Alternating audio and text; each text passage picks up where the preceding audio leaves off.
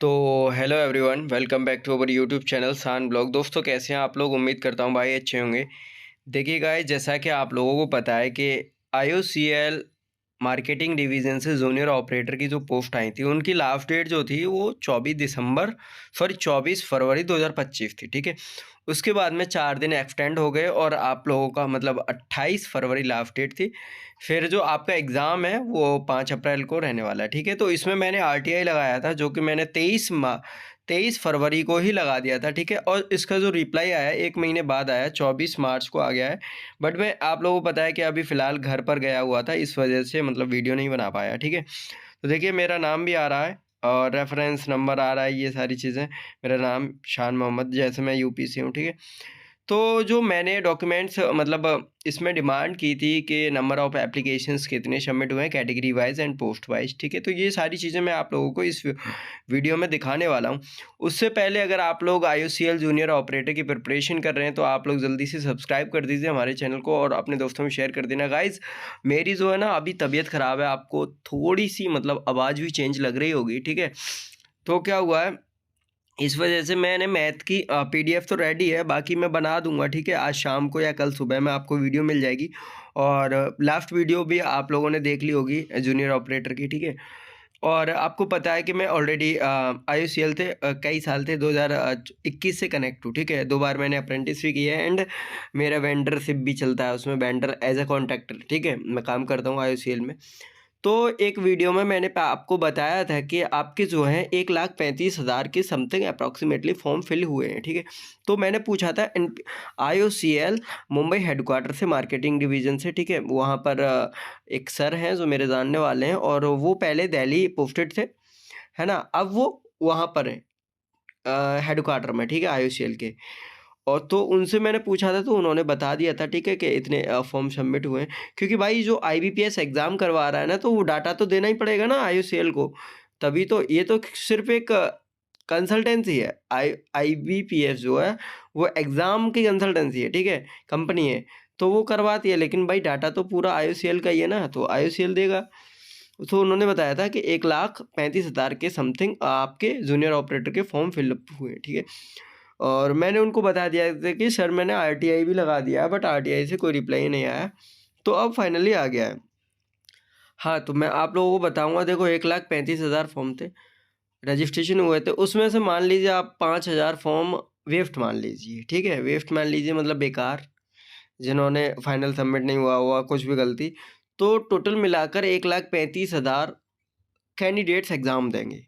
1,30,000 candidates exam देंगे। ठीक है, अब इसमें सिलेबस आपको पता ही था कि सिलेबस क्या-क्या था। आपकी प्रोफ़ेशनल नॉलेज थी, मतलब आपकी ट्रेड की नॉलेज थी, और जनरल साइंस थी, मैथ, रीज़निंग और जीके। ठीक है, तो इसमें अगर 215 सीट थी, तो मान के चलिए कि 640, 650 कैंडिडेट पर सीट कंपटीशन रहने वाला है। ठीक है, पर सीट 600 लगभग 600 साढ़े 600 के समथिंग आपका पर सीट पे कंपटीशन रहने वाला है, और बहुत अच्छे से प्रिपेयर होकर जाइए एंड बेस्ट ऑफ लक आप सभी लोगों को। बहुत सारे लोग कह रहे हैं कि इसमें नेगेटिव मार्किंग नहीं होती है, हालांकि एडवर्टाइजमेंट में भी यही दे रखा है। ठीक है, लेकिन इन केस अगर आईबीपीएस ने चेंज कर दिया तो भाई इसका कुछ कह भी नहीं सकते, क्योंकि कोई भी एग्ज़ाम होता है ये लोग अपने अकॉर्डिंग चलते हैं। ठीक है, तो हम लोग कह भी नहीं सकते कि भाई नहीं होगी या हो सकती है। ठीक है, तो ये तो at the time of exam centre पे ही पता चलेगा, जो कि आप लोग देकर आएँगे। ठीक है, तो कंपटीशन खूब अच्छा खासा रहने वाला है, मतलब एक सीट के लिए 600 लोगों को फाइट करना पड़ेगा आपको। ठीक है, आपकी अच्छे से प्रिपरेशन है तो आप एग्ज़ाम सेंटर पर जाइए, एग्ज़ाम दीजिए। ठीक है, अगर आपका ज़्यादा दूर है तो। ठीक है, चलिए देखते हैं। देखो, हाँ गाइज़, मुझे इंस्टाग्राम और टेलीग्राम पे फॉलो ज़रूर कर लीजिएगा। देखिए, आरटीआई का रिप्लाई क्या है, सूचना का अधिकार। कृपया आपने आरटीआई आवेदन संदर्भ में ये तो 24 फरवरी को आरटीआई एमएसआई पोर्टल पर स्पीड पोस्ट के माध्यम से इस कार्यालय में प्राप्त हुआ था। ठीक है, इनको 24 तारीख को प्राप्त हो गया था। इस विषय में संबंधित देखो, प्लीज़ रेफर टू योर।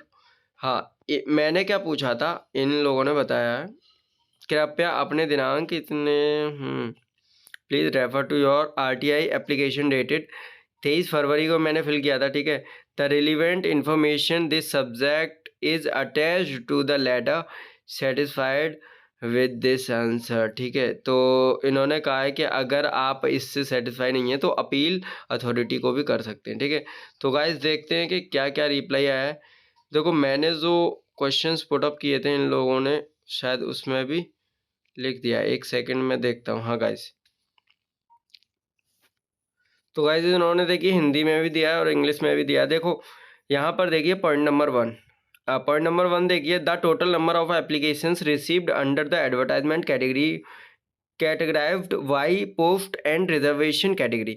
तो मैंने इनसे पूछा था कि कितने फॉर्म अप्लाई हुए हैं category wise and post wise, ठीक है। UR SC FT OBC EWS PWD और एक्स सर्विसमैन के, ठीक है। नंबर सेकंड क्वेश्चन पूछा था number of applications received for each post state wise and category wise. मैंने ये भी पूछा था कि स्टेट वाइज पोस्ट वाइज कितने कितने फॉर्म अप्लाई हुए हैं, ठीक है। उसके बाद में थर्ड क्वेश्चन मैंने पूछा था total number of applications received under the PWD candidates, मतलब जो विकलांग कैंडिडेट्स की वैकेंसी थी, ठीक है, पर्सन्स विद बेंचमार्क डिसेबिलिटीज, उनके कितने सेपरेटली फॉर्म आए हैं, ठीक है।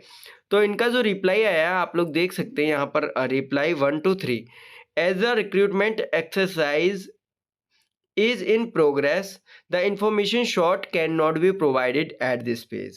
इन्होंने कहा है कि जो रिक्रूटमेंट है वो अंडर प्रोसेस है, ठीक है, प्रोग्रेस है, तो हम इसकी इंफॉर्मेशन यहाँ पर इस पेज पर प्रोवाइड नहीं कर सकते। मतलब इन्होंने क्लियरली मना कर दिया है कि हम ये इन्फॉर्मेशन आपको नहीं दे सकते। लेकिन शायद इनको ये नहीं पता कि हमारे अंदर भी आदमी है, ठीक है। मतलब जो सर हैं हमारा लिंक है, उनसे हमने पता कर लिया है कि 1,35,000 अप्रॉक्सीमेटली फॉर्म अप्लाई हुए हैं, ठीक है। तो इन्होंने भाई ये कह दिया है कि और हाँ भाई बिल्कुल सही बात है, प्रोग्रेस है, क्योंकि बहुत जल्दी ये IOCL ने एग्ज़ाम कराया है भाई। बिल्कुल भी कैंडिडेट्स को टाइम नहीं दिया इन्होंने फॉर्म फिल करने का, ठीक है। तो गाइज़ ये वीडियो इसलिए थी क्योंकि बहुत सारे लोगों ने RTI लगाया होगा लेकिन क्लियरली इनको जवाब नहीं मिला है, सेम मुझे भी नहीं मिला है, ठीक है। और आप लोग अच्छी बेहतर तैयारी कीजिए अपनी, ठीक है, जिससे आप अपना एग्ज़ाम फाइट कर पाएँ, ठीक है। और ये देखिए इन्होंने बताया कि आप अपील भी कर सकते हैं, ठीक है। और डॉक्टर MR दास अपीलिया अथॉरिटी, ये सब बांद्रा मुंबई की तरफ से रिप्लाई आया है, ठीक है गाइस। तो ये वीडियो सिर्फ इसलिए थी क्योंकि आपको exact data category wise post wise इन्होंने नहीं दिया है, ठीक है।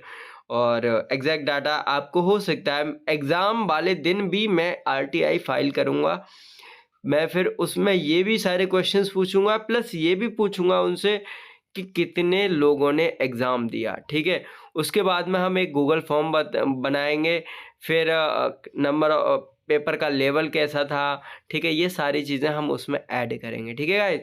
चलिए चलते हैं, और वीडियो अच्छी लगी है तो जल्दी से लाइक कर दीजिए, अपने दोस्तों में शेयर कर देना। और मैं आप लोगों के लिए क्लास लेकर आऊँगा जनरल साइंस, मैथ और टेक्निकल की, ठीक है। 2-3 दिन बचे हैं, उसमें और मेहनत कर लीजिए, उसके बाद में रिज़ल्ट आपके सामने होगा, ठीक। 2 घंटे की मेहनत आपको ज़िंदगी भर के लिए लाइफ सेट कर सकती है। Okay, thank you so much.